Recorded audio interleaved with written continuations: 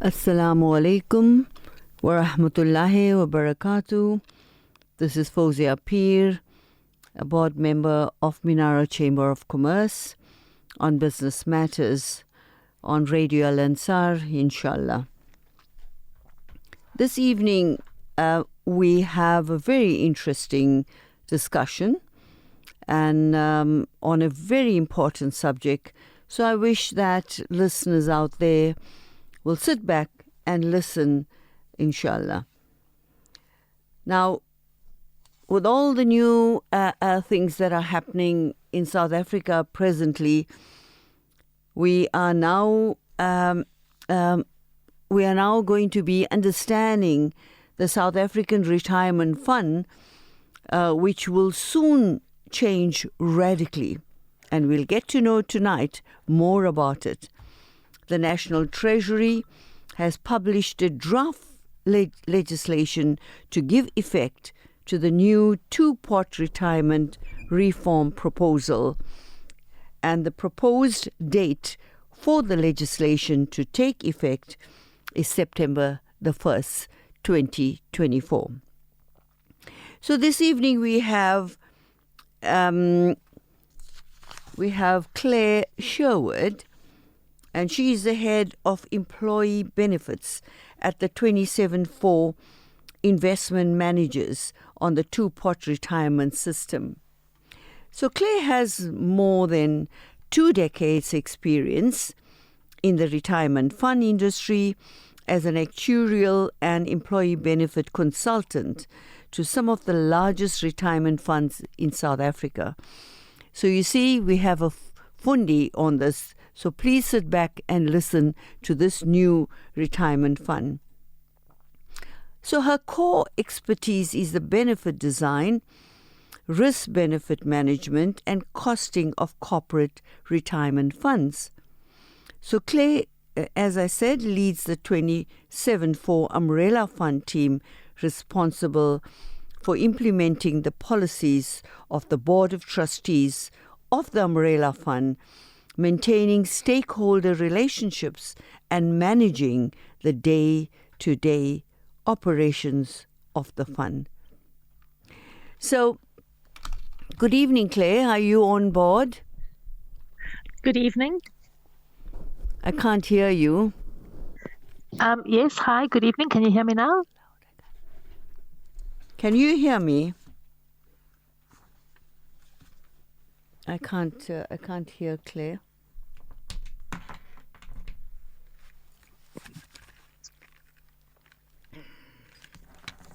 Hello? Hello? Can you hear me now? Right. Evening. We had to change the earphones. So, good evening to you. And how are you today? I'm very well, thank you. And yourself? Thank you for having me on the show. Yeah, well, it's not so cold in Durban. I was there a few days back, and I must say, Johannesburg, it was freezing out there. Huh? Yeah, it's definitely chilly down here. Okay, so Claire, I just got to know about this very interesting topic, and that is the two-pot retirement system. And today was the first time that I really read a little bit about it. So maybe you can just tell us, what is the two-pot retirement system? What is it about? Okay. Sure. So the two-pot system is new legislation that's coming into the retirement fund space, and it's going to fundamentally change how retirement funds operate. So currently, the system's been in place for a long time, but now the new legislation is going to come into effect, which is going to make a portion of future contributions accessible to individuals without having to leave employment, which is a new feature. And then it's going to ensure that the balance of future contributions will be preserved until a person retires, which will then assist individuals achieve a much better retirement outcome than they would have otherwise. So currently you can't take your money out your fund unless you have actually left employment with your employer. Yeah. And the new system is going to allow some access while you're still employed. But then the balancing item is that you then preserve the balance of your money until you reach retirement.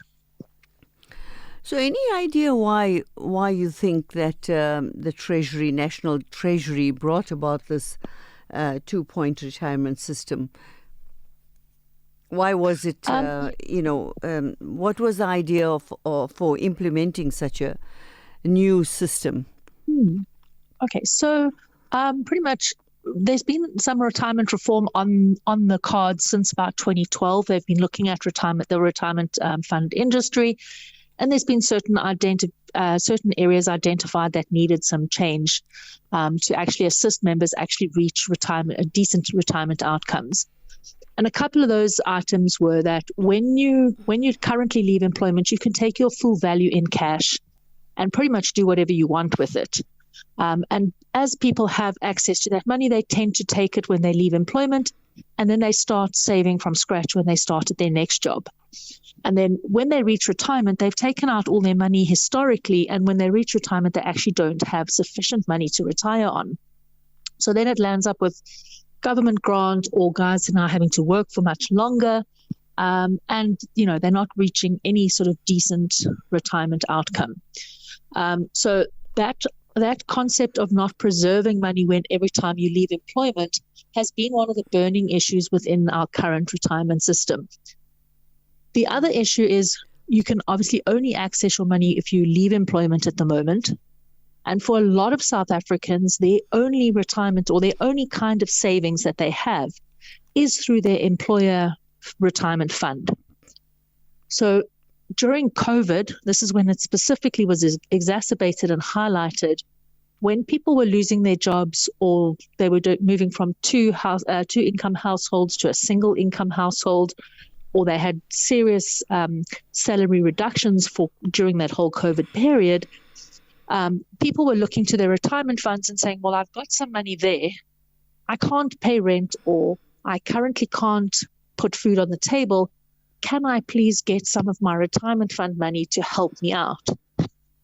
The current legislation doesn't allow for that unless they resign from their jobs. So what was happening was people were resigning from their jobs to access their retirement savings. But then they weren't getting the job back because there were no jobs at that time. So they were actually landed up being a lot worse off.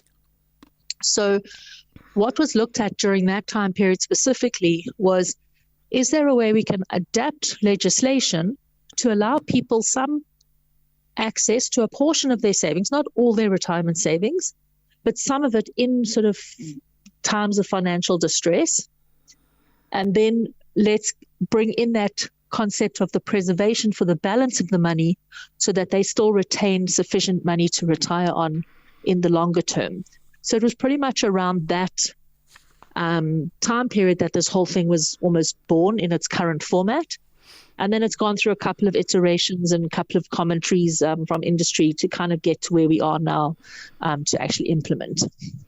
So in a way, it's like it's created to alleviate financial stress, from what I hear from you. That's a good idea because, I mean, they can at least, I would think for serious cases, one can ask for a certain amount of the fund to be given to them. Exactly like how does it work? Okay, so there's various aspects to it. So there's the part for members who are currently in a retirement fund already, so that already have some savings built up in a retirement fund. So that's going to be your existing money up until that point at 1 September. And that's going to become what we're going to refer to as a vested component. So that money is going to basically be ring-fenced, and all the rights and the rules that apply to that set of money, or that a component of your savings, that continues to apply after the two-part system is in place. So what I mean around that is that currently, if you leave employment, you can take your full value of your fund in cash. You will still have the right to do that with this vested component once the two-part system is in place. So you retain the same rights as you currently have on your existing money. But then where the two-pot, where the wording and the concept of the two pots comes in, is from 1 September, there's going to be two new components added to every retirement fund. So what you're going to have is you're going to have a savings component and then a retirement component. And 1/3 of all your future contributions, so that's your total contribution that goes into the fund, 1/3 of that will be put into the savings component. And then the other 2/3 is going to go into your retirement component. Now, the savings component, that's going to be the portion that's going to be accessible to members without having to resign from employment. So that's that portion that should there be a financial need or an emergency, members would be able to access that portion up to once a year, once every tax year. Okay. The retirement component then becomes your preserved portion. So then going forward, that 2/3 of your contribution will be locked into the retirement fund until you reach retirement age. So I'm just thinking about it. Will they have to pay any administration fee to access money from the saving pot? Because when I was on Provident Fund, it wasn't so easy. So will they have to pay any admin fees? So that's going to very much depend on which fund you're in and who the administrators are. So because this is such a very new concept, the administrators are still trying to navigate exactly how this is going to work and what the sort of volumes are going to be. But because this is not a standard withdrawal that everybody will partake in, all the indication from the industry and most of the administrators we've dealt with is that there will be a fee to access the savings component because it's an out of the ordinary event. Whereas your normal exit from a fund, so like a resignation, a dismissal, retrenchment, retirement, etc., those don't get charged a separate fee to process the exit. But from all indication we've seen so far from, I'd say probably 80-90% of the administrators, is that they will be charging a fee to access that savings component. Okay, so which means that if you withdraw from your savings pot, you will have to pay an admin fee for every withdrawal you make from the savings pot. Okay. Yes, that's what it's looking like. Yes. So do you think that will age be a factor in accessing the funds? So not really. So basically the only time age is going to come into effect here is if you were a member of a Provident Fund in March 2021, when the legislation changed slightly back in 2021 on Provident Funds. So members who were over 55 at March 2021 had they were slightly exempted, or they had a special dispensation from that change in legislation back in 2021. So any members who were over 55 at March 2021 in a Provident Fund and are still in the same Provident Fund, they are automatically exempt from the two-pot system, but they do have an option to opt into the two-pot system if they would like to. But for everybody else, this two-pot system automatically applies, and then they will then have three components within their retirement fund going forward. They'll have the vested component, the savings component, and the retirement component. Okay, so they can continue to contribute to the vested component until they retire or leave the fund. Or they can participate in the two-pot system. Members who are over 55 can continue to contribute to their vested component, but all other members, they will not be able to continue to contribute to the vested component. The vested component is set at 1 September, and then after that, it just grows with profit or investment growth from the portfolio that they invested in, and their contributions then get split between the savings component and the retirement component going forward. So how many withdrawals can a person do in a year, per tax year, actually? So you can take one withdrawal out of your savings component per tax year. And the minimum amount? So there's a minimum of 2,000 Rand. So if your savings component value is less than 2,000 Rand, you won't be able to make a withdrawal out of it. Once it's over 2,000, you can take a withdrawal, and you can take a portion or all of your savings component, regardless of the amount above 2,000. So your vested component will provide initial capital to your savings component of about 10% of your fund balance on the 31st August 2024. That's correct. Yeah, and it's capped at 30,000. Yes, capped at 30,000. Yeah, so basically what they're doing. Yeah. Sorry? And that is allocated to your savings components. So which means That's you correct. need a balance of at least 2,000 before you can even make a withdrawal, which you said earlier on. Yes. Yeah. Okay. So just thinking now, what happens to anyone's fund if they die?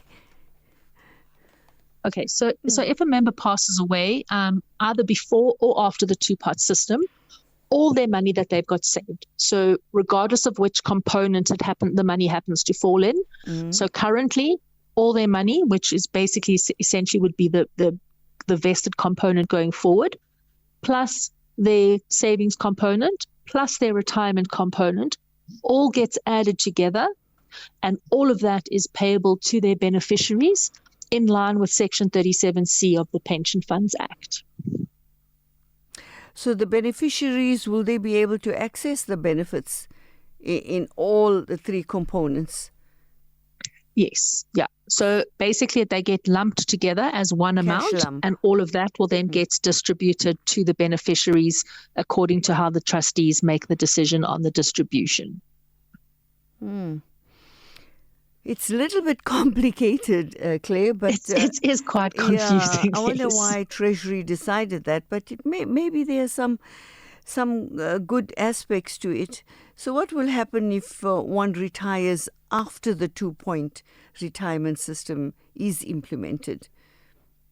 Okay, so if you retire... That is before September, So from September onwards, anyone who retires after September, they'll be able to take a portion of their vested component, they'll be able to take in cash, plus their savings component, they'll be able to take in cash. Then the balance of their vested component plus their full retirement component needs to be added together, and they take that money and they use that to purchase what we call a pension. So essentially an income for their retirement. So basically replace their salary with a pension going forward.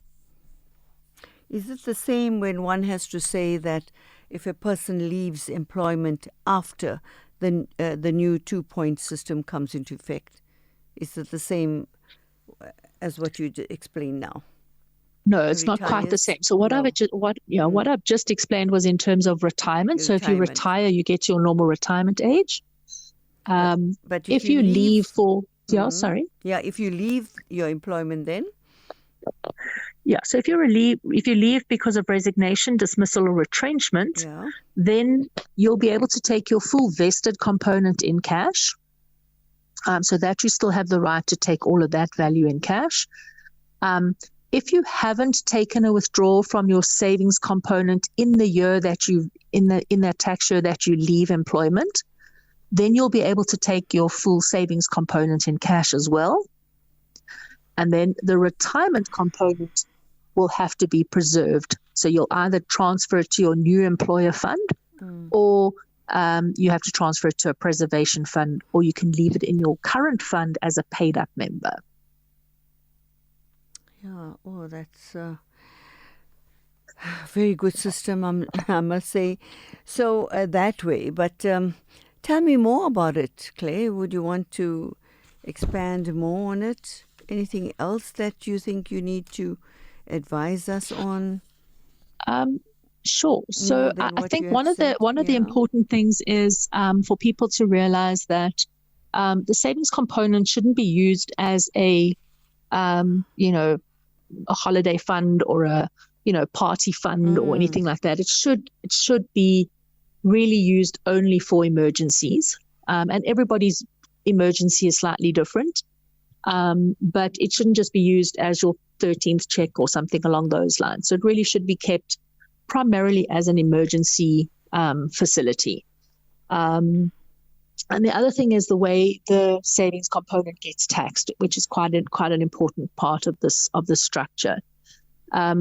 Traditionally, your any exit value paid, any lump sum paid out of your provident fund, if you leave for withdrawal or dismissal or retrenchment, gets taxed according to a lump sum withdrawal tax table. And that is on a scale from between 18% to 36%. And that's a set scale for lump sums. But on your savings component, the tax that's going to be applied there is going to be on your marginal income tax rate. So it's going to be considered as income. It's going to be added to your income for the year, and it'll be taxed the same way your salary is taxed. So if you're in a tax bracket of 25% or 26%, you'd be taxed at that rate on your savings withdrawal. So it's important for members to understand that, because the tax could be quite heavy on that savings component. That's true. What's your personal view on this? You think this new system is a good thing? Absolutely. Long term, it's going to be phenomenal for the retirement outcomes of South Africans. Currently, most South Africans can't actually retire comfortably because they've taken their money every time they leave employment. They've taken their money in cash and spent it on other things. They don't have sufficient money when they retire to actually purchase a decent income in their retirement. Whereas this system is going to force you to preserve at least 2/3 of your savings over your entire working lifetime. And all the calculations and the predictions that have been done within the industry and that we've done on our side shows that members should have 2 to 3 times more at retirement than historically has been the case. So they should actually be able to purchase generally between 60 and 70% of their pre-retirement salary at the least with their future retirement system. Claire, we will just go on a short break. We'll come back to you, okay? Thank you. Perfect. Assalamu alaikum wa rahmatullahi wa barakatuh. We're back again. It's Fawzia Peer on Minara Chamber of Commerce Business Matters. We have here Claire Sherwood, a fundi on the new system called the two-pot retirement system. So, Claire, you there? I am. Yeah, I think we'll continue because you were saying something and I had to cut you off because of the advert. Would you like to continue, please, on how this works out on the Okay. Yeah. Sure. So I mean, I know probably it does sound very complicated, I just kind of want to maybe see if I can simplify it a little bit more as we go through. Yes, please. Sure. So what is complicating the issue at the moment is the fact that you've got existing members in the system at the moment that have this historical money called the vested component. And then you've got these 2 new components. So for people in the system, it does sound complicated, but, just you need to break it down into the small little pieces. So remember, you've got your vested component. That's all your existing money as at 1 September 2024. So all of that money, you have all the same rules that apply now will continue to apply.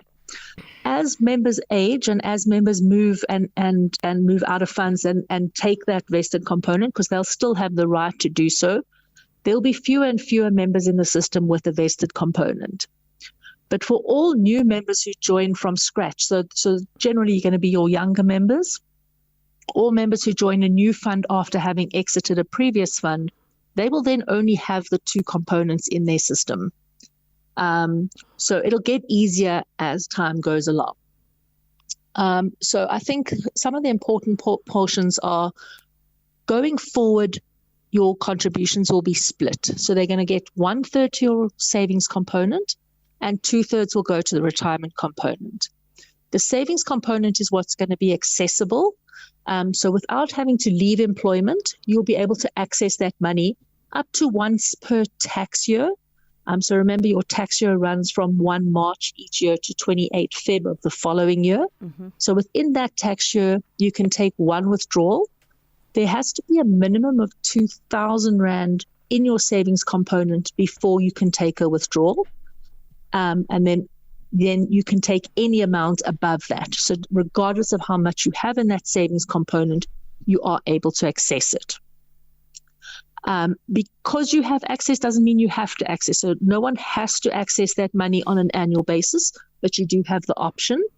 And you can leave it in that, you can continue to grow it in that savings component and never touch it until retirement. So people have discretion on how that's going to work. Your retirement component is what's going to be now locked in, and that is compulsory preserved until you reach retirement. So even if you leave employment, you cannot access that money in cash in the retirement component.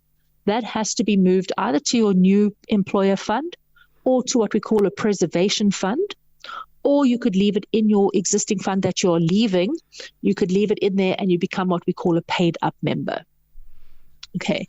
The other thing I think that's critical to just kind of reiterate is a lot of members think that they're going to be able to access 1/3 of all their existing money at 1 September. And that's not the case.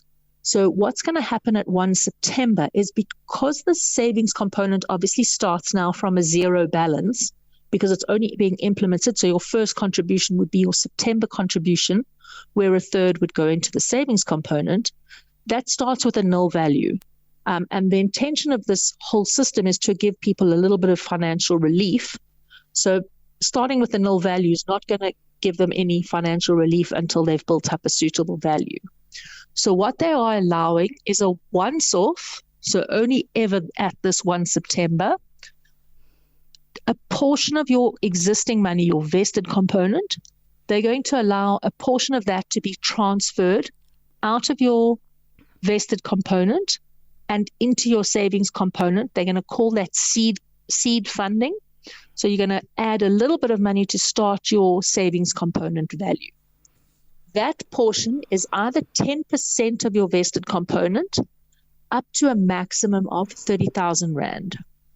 So if your current value of your savings is less than 300,000, then 10% of your fund value will be transferred into your savings component. If you've got more than 300,000 in your retirement fund, then a maximum of 30,000 is going to transfer in to your savings component, and then that will be accessible from 1 September. Then going forward, where the 1/3 accessibility comes in, that is 1/3 of all your future contributions. So I think it's important for members to understand that portion, because I think there's been quite a big misconception that members are going to be able to access 1/3 of all their money that they have in the fund at 1 September. So I think that's one of the key things. Then And another Claire? key thing is around the tax. Yes. Yeah. Also, members over 55 aren't included in the system. Is that true? I don't know if you covered that. Yeah. Okay. So it is, but only for individuals who were members of a provident fund in March 2021. So we've got a couple of dates here, which adds a little bit of complexity into it. So in 2021, legislation changed around how retirement benefits worked for provident funds to make them similar to the same way as a pension fund works. So at that date, members who were 55 and over in a provident fund, they were exempted out of the new changes at March 2021. So they still have a slightly different dispensation to other members within the structure of the two-pot system. So those members are automatically excluded from the two-pot system unless they specifically choose to be in the two-pot system. So what that means for those members is they will only have a vested component, which will consist of all their money that they've saved up until September 2024. And then they only will be able to continue to contribute their total contribution to their vested component. And then when they reach retirement, they'll be able to take their full vested component in cash. They won't have to use any portion of it to purchase a pension. Okay. But again, that's only for Provident Fund members who were 55 and over at March 2021. Oh, good. I think you have covered. Have you left anything out? Or you covered it all? No. I think you know so I think the only well. thing I want to reiterate pretty much is around the tax on your savings component. Yeah. It's important for people to remember that is going to be added to your annual income, and it's going to be taxed at your marginal tax rate. So whatever your average tax rate is on your salary every month, that is what the tax is going to be on that savings portion. So it could be quite a substantial amount. So if we just look at if you take a savings component of 10,000 Rand as an example, and the person's in the 18% tax bracket, so they're essentially earning less than 20,000 Rand a month, they will then pay 1,800 Rand in tax on that 10,000 savings component. Okay, good. Are you satisfied that you have educated us enough on this two-pot system? Two-pot retirement I think system? so, without seriously confusing everybody. I think you have confused me a little. But I think thank you very much, Claire, for using your time. And it's quite late for you, I'm sure. So thank you so much. And I'm sure that I would say that I recommend speaking to you on the 27/4 investment, investments managers to understand this proposed changes. So they must contact you. So as of September, new contributions to retirement funds will be split into two pots. Wow, what a good way to put it. Government really thought about it well. And it's only the government that came in now had to split with others that had this in mind. And I think it was very innovative. A saving pot and a retirement pot. So a separate component will lose retirement funds that have accrued before September. Good. Okay, so that's summing it up. Thank you very much, Claire. And I'm sure we will call you for a face-to-face information soon. Thank you. Fantastic. Thank you for having me, and thank you to the listeners. Awesome. Thank you. Thank you. All right. So I want to tell you one more before we leave. Listeners out there, the nominations are open for the Minara Business Rewards, at least Awards 2024, inviting women in business. So just don't forget, the nominations are open for Minara Business Recognition Awards 2024, inviting women in business. So the Minara Chamber of Commerce calls for nominations for this prestigious Minara Business Recognition Award 2024 with Standard Bank South Africa as our supporting partner 2024. We are thrilled to embark on this journey of honoring and celebrating outstanding individuals who have made a significant contribution to the business community. So many women have always played a vital role in business and contributing to its success. So here's your chance, ladies, to recognize yourself and let others recognize you so that you are one of the women who led businesses in South Africa. Please make sure that you phone Amina and get that nomination form, and you can nominate yourself or get someone to nominate you. Thank you very much. Assalamu alaikum wa rahmatullahi wa barakatuh. This is Fawzia Peer.